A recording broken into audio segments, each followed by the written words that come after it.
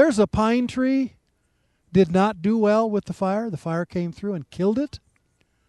But after fires that kill lots of vegetation, new vegetation erupts from the ground because the fires will modify the seeds so they come up after fires. First rains after fires that come through, lots of plants called fire followers.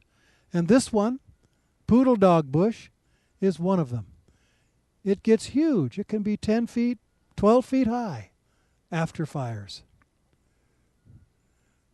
Each year on this same road, that Poodle Dog bush will be smaller and smaller and smaller. And one year, it won't be there anymore until the next fire comes through, and the seeds from this shrub will resurrect themselves like a phoenix from the fire.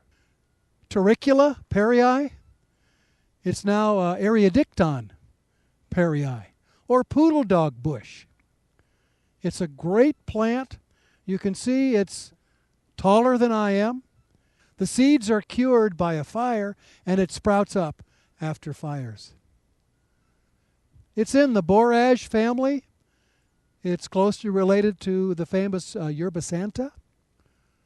It's got very sticky leaves, has a smell that's not all that pleasant. Another common name is sticky nama. After I break this leaf, what you can't smell, but I can, is not the nicest aroma. Poodle Dog bush, after fires.